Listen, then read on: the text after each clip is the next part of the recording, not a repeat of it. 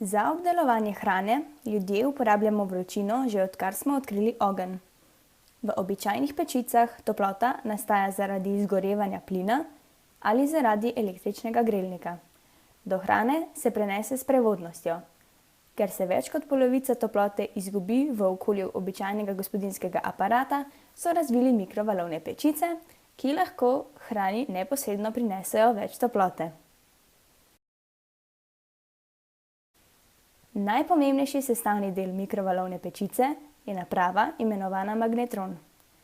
Ta ustvari vrsto elektromagnetnega sevanja, za katerega ste zagotovo že slišali. Gre za mikrovalove. Mikrovalovi so vrsta elektromagnetnega valovanja z valovno dolžino med 1 mm in 30 cm, ki ustvarjajo močno polarizirano polje. Njihovo frekvenčno območje je med 0,3 in 300 GHz. Z njimi se prav vsi srečujemo vsak dan, saj je njihov glavni vir množično razširjen prenosni telefon.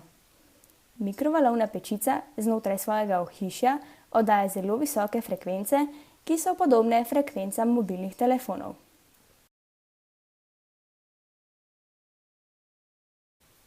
Podrobneje si poglejmo sestavne dele mikrovalovne pečice. Na desni je magnetron, ki proizvaja mikrovalove in jih pošilja v nakazani smeri do razdelilca žarka. Le-ta žarek razprši po notranjem delu pečice. Spodaj vidimo vrata pečice. Imajo mrežasto okence, skozi katero je moč videti v notranjost, a zaradi mrežne strukture ne dovoljuje mikrovalovom, da bi izhajali iz pečice.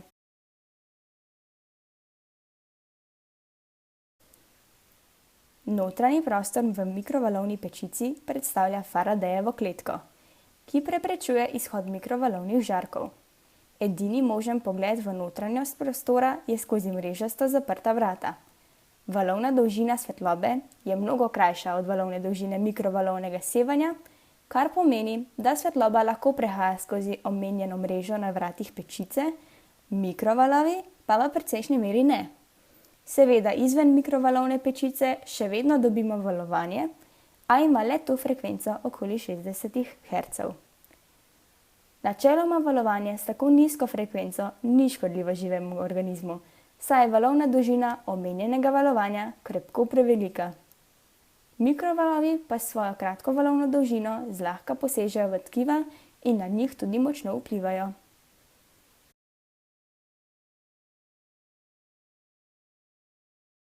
Snovi, ki vsebujejo vodo, na primer hrana, tekočine ali tkiva, z lahkoto absorbirajo mikrovalovno energijo. Najhitreje se na mikrovalovno sevanje odzovejo molekule vode, maščob in sladkorja. Jedi v mikrovalovni pečici se torej skuhajo.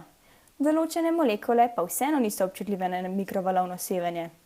Nekatere snovi, kot na primer kovine, celo odbijajo mikrovalove, zaradi česar na njih z mikrovalovi nikakor ne moremo vplivati. Oglejmo si primer segrevanja vode. Molekula vode je sestavljena iz dveh pozitivno nabitih vodikov in negativno nabitega kisika. Ti atomi sestavljajo tako imenovani električni dipol.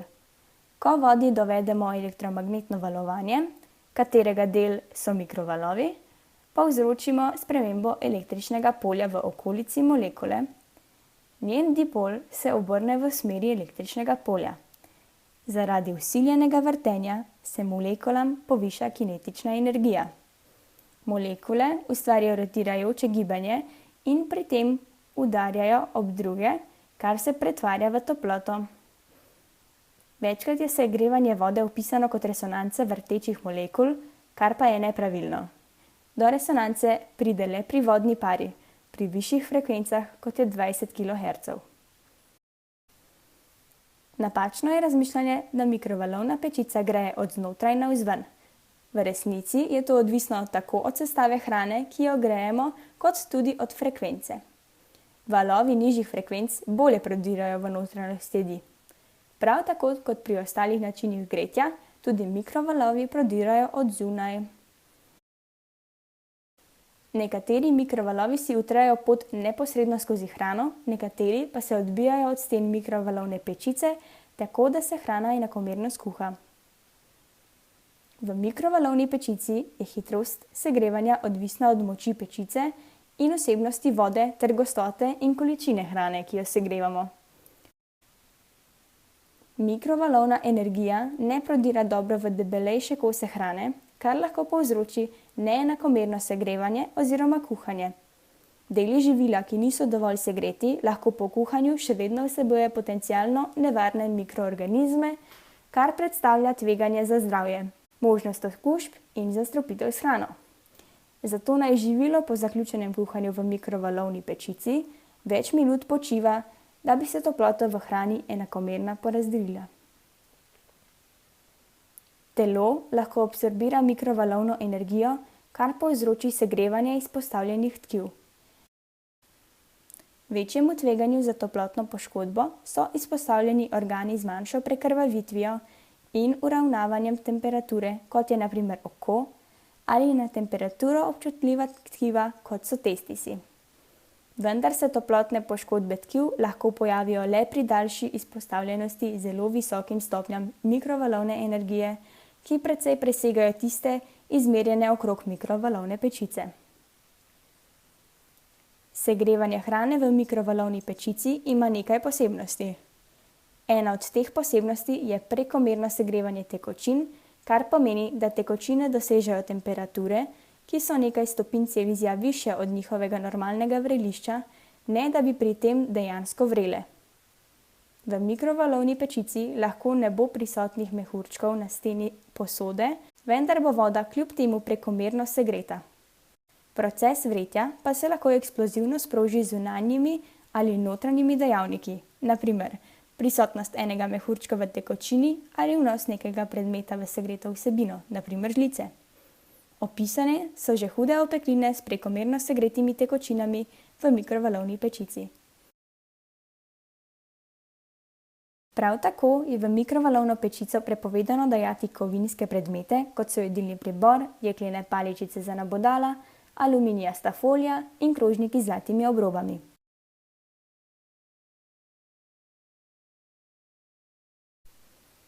Prevodniki ali diamagnetiki v mikrovalovki odbijajo elektromagnetne valove.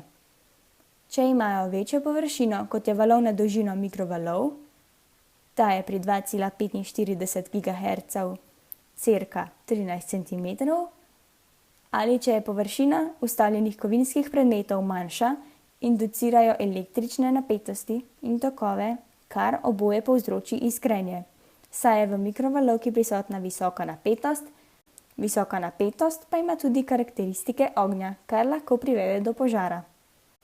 Ogenj v mikrovalovni pečici pa lahko povzroči tudi morebitna nabrana maščoba na infrardečem grelnem telesu.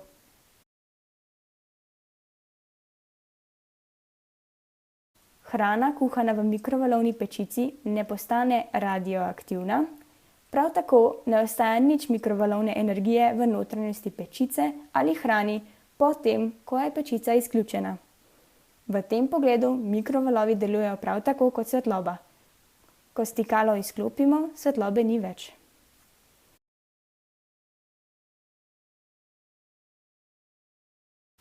Prva mikrovalovna pečica je bila patentirana 8. oktobra 1945. Leta 1947 pa je bila tudi narejena.